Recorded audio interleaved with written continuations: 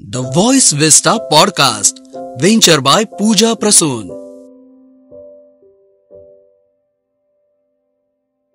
The Voice Vista venture by Pooja Prasoon presents a unique podcast show, Beyond Brilliance, exploring the essence of remarkable minds.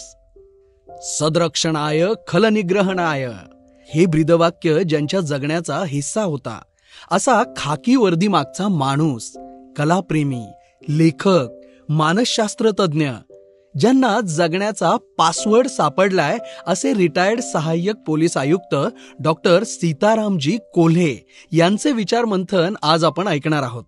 32 वर्ष police खात्यात कर्तव्य बजावत असतानाच वेगवेगळ्या समस्या, गुन्हेगार आणि गुन्हेगारी वृत्ती तसेच त्यांच्या मानसिक आणि भावनिक पातळीवरचा अभ्यास या विषयावर डॉक्टर कोल्हे यांनी संशोधन करत PhD मिळवली. पोलीस महासंचालक सन्मान चिन्ह, राष्ट्रपती पदक अशा अनेक सन्मानांचे मानकरी पासवर्ड सुचण्याचा या पुस्तकाचे लेखक डॉक्टर कोल्हे यांनी या पुस्तकाच्या माध्यमातून प्रतिकात्मक आणि सकारात्मक हे 2 विचार समाजात रुजवण्याची जबाबदारी हाती घेतली आहे. सुचण्याची प्रतिभा विकसित करण्याचा त्यांचा हा प्रयत्न, सुचण्याची प्रगल्भता, माणूसपणाचा आणि समाधानाचा एक वेगळा पैलू आज जाणून घेऊया. So let's dive in the podcast. नमस्कार, मी डॉक्टर सीताराम कोल्हे, सहाय्यक पोलीस आयुक्त नाशिक शहर. आपण मागील 2 एपिसोडमध्ये मी लिहिलेलं पुस्तक पासवर्ड सुचण्याचा याच्या संदर्भात माहिती जाणून घेतली. अतिशय भरभरून देखील प्रतिसाद दिला, त्याबद्दल मी आपला आभारी आहे. मी या 3ऱ्या एपिसोडमध्ये आपल्याला त्या पुस्तकातील काही महत्त्वाच्या बाबी ज्या आपल्याला अवगत करणं आवश्यक आहे ते मी सांगण्याचा प्रयत्न करणार आहे की त्याच्यामध्ये आपल्याला सुचतं आणि सुचण्याप्रमाणे कृती करू. तर काही त्याच्यामध्ये ॲप्लिकेशन किंवा प्रॅक्टिकल एक्झाम्पल्स जे आपल्याला द्यायचे आहे. मुद्दाम बऱ्याच वेळा आपण काल्पनिक उदाहरण देण्यापेक्षा जर आपण आपल्या जीवनातील निगडीत स्वतःच्या किंवा इतरांच्या कोणाच्या जीवनाशी निगडीत जर आपण एक्झाम्पल दिलं तर त्याचा एक चांगला परिणाम आपल्याला पाहायला मिळेल. मी त्याच्यामध्ये एक एक्झाम्पल जे की माझा बॅचमेट आहे हेमंत बावधनकर, याने त्याला एक कॉल ज्यावेळेस आला की अतिरेकी अशा या दिशेने निघालेले आहे आणि त्याने त्याला जशा सुचत गेलं आणि तशी कृती करत गेला आणि त्याच्यानंतर अंतिमतः फार मोठा दहशतवादी कसा त्याला ती टीम पकडण्यामध्ये यशस्वी झाली त्याचं देखील उदाहरण दिलेलं आहे. दुसरं माझ्या जीवनाशी निगडीत मला उदाहरण देता येईल जे की मी त्या पुस्तकामध्ये देखील दिलेलं आहे. 2014ची लोकसभा ज्यावेळेस होती त्यावेळेस मी नाशिक शहरातील गंगापूर पोलीस स्टेशनला इन्चार्ज होतो, सिनियर PI होतो आणि लोकसभेमुळे बदली माझी होणार होती. त्या वर्षी माझी 3ही मुलं शिक्षणाच्या महत्त्वाच्या टप्प्यात होती, त्यांच्या जीवनाचा टर्निंग पॉईंट होता. आणि जर मी आमच्या पोलीस विभागामध्ये एक्झिक्युटिव्ह पोस्टिंग आणि नॉन एक्झिक्युटिव्ह पोस्टिंग अशा 2 प्रकारच्या पोस्टिंग असतात. एक्झिक्युटिव्ह पोस्टिंगमध्ये विविध प्रकारची कामं करण्याची संधी असते, त्याला एक रिस्पेक्ट असतो. सर्व माझे मित्र म्हणत होते की दुसऱ्या शहरामध्ये एक्झिक्युटिव्ह पोस्टिंगला बदलून जायला पाहिजे आणि त्यावेळी मात्र मला सुचलं की शिक्षणाची मुलांची महत्त्वाची वर्ष आहे. आपण जर नॉन एक्झिक्युटिव्ह पोस्टिंग घेतली तर नाशिक शहरात आपल्याला राहायला मिळेल, मुलांकडे लक्ष द्यायला मिळेल आणि मी तो निर्णय घेतला. त्याचा बेनिफिट असं झाला की मला मुलांकडं त्या कालावधीमध्ये अत्यंत जवळून लक्ष देता आलं. त्यांच्या मेंटल हेल्थकडे कधी कधी त्यांना डिस्टर्बन्स झाले तर मला लक्ष देता आलं आणि त्यांचा अभ्यास योग्य दिशेने होईल या बाबीकडे मला फोकस करता आलं. आणि त्याच्यामुळं माझी मोठी मुलगी IIM लखनौमधून MBA झालेली आहे. दुसरी मुलगी वेलिंगकर इन्स्टिट्यूट ऑफ मुंबई येथून MBA झाली आणि मुलगा IIT खरगपूर मधून इंजिनिअरिंग पास झाला. तर हा योग्य सुचण्याचा आणि योग्य कृती केल्याचा एक चांगला सकारात्मक परिणाम मला या ठिकाणी पाहायला मिळाला.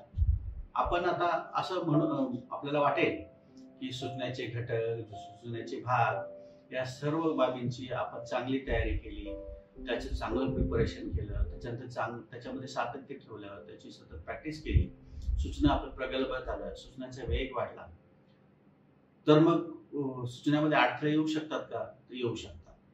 सूचनामध्ये अडथळे येण्याच्या काय बाबी आहेत, काय गोष्टी आहेत याचा देखील उहापोह मी या पुस्तकामध्ये केलेला आहे. समजा एखादी आजारी व्यक्ती असेल तर त्याची प्रतिकार शक्ती कमी होते. एक तुम्हाला या ठिकाणी ज्ञानेश्वरांची ओवी आहे, त्या ओवीमध्ये सांगितलेलं आहे, तरी अवधान एकला दिजे, मग सर्व सुखाशी पात्र होईचे, हे प्रतिज्ञोत्तर माझे ऐका. अवधान म्हणजे अटेन्शन. ज्ञानेश्वर महाराजांनी देखील सांगितलेलं आहे की तुमचं अवधान असेल, कुठल्या बाबीमध्ये अटेन्शन असेल, तुम्हाला सर्व सुख प्राप्त होतात. तीच संकल्पना सूचनामध्ये मांडलेली आहे. तुमचं सूचना सशक्त असेल तर सूचनेचा मुख्य भाग काय आहे की अवधान, अटेन्शन. तुमचं अटेन्शन महत्वाचं आहे.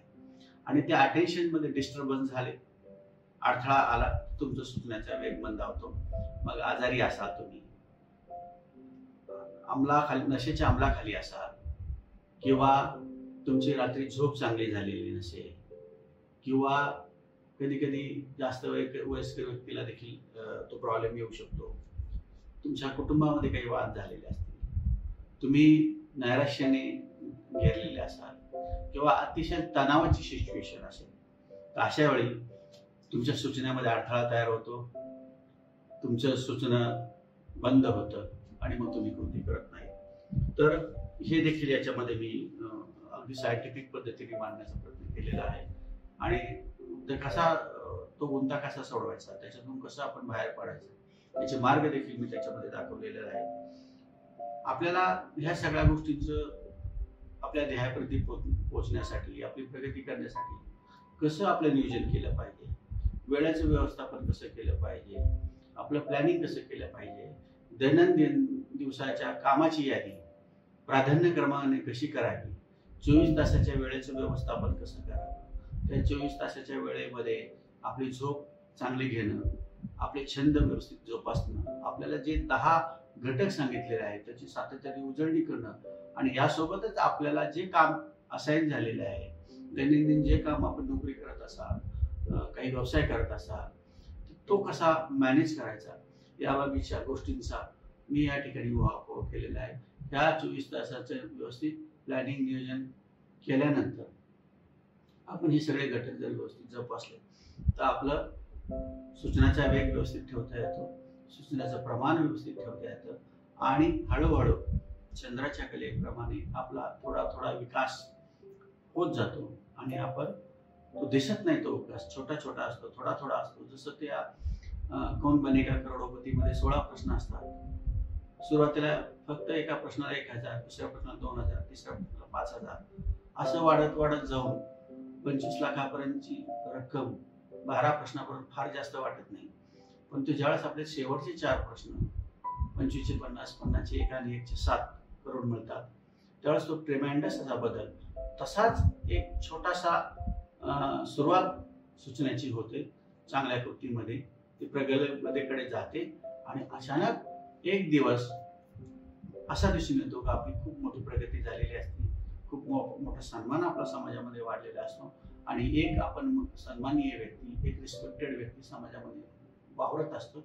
इतकं फार मोठा बदल या सूचनेच्या कौशल्यामुळे होतो. म्हणून माझी आपणा सर्व वाचकांना अशी विनंती राहील की आपण सर्व वाचकांनी या गोष्टींचं गांभीर्य लक्षात घेऊन, त्याचे दुर्गामी चांगले आणि वाईट परिणाम लक्षात घेऊन आपण दिसणारी 3 अक्षरी छोटी गोष्ट सूचना आहे त्याला सशक्त करा, प्रगल्भ करा, आणि आपल्या जीवनाचा विकास करून घ्या, आपल्या नात्यातल्या लोकांचा विकास करा, आपल्या मुलांना ती गोष्ट लहानपणापासून अंगी लावा.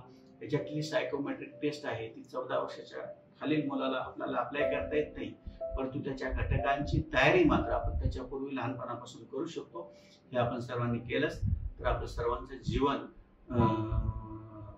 अतिशय उंच होईल आणि ज्ञानेश्वरांच्या पसायदानाप्रमाणे हे विश्वची माझे घर, अशी मती जायची स्थिर किंबहुना चराचर सुखी झाला.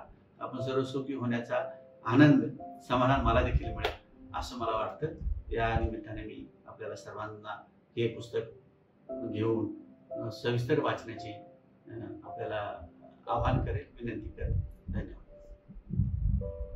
Thank you for tuning into the voice vista podcast. आप और भी इंटरेस्टिंग शो सुन सकते हैं thevoicevista.in पर. ये शो कॉन्सेप्चुअलाइज किया है पूजा प्रसून ने, प्रोड्यूस किया है द वॉइस विस्टा ने. गेस्ट कोऑर्डिनेशन में हमारे साथ रही सुनीता जी चौहान. डिजाइन किया है टीम क्रिएटर्स डेन ने. साथ ही एडिटिंग और प्रोडक्शन के लिए धन्यवाद टीम लर्निंग बी को.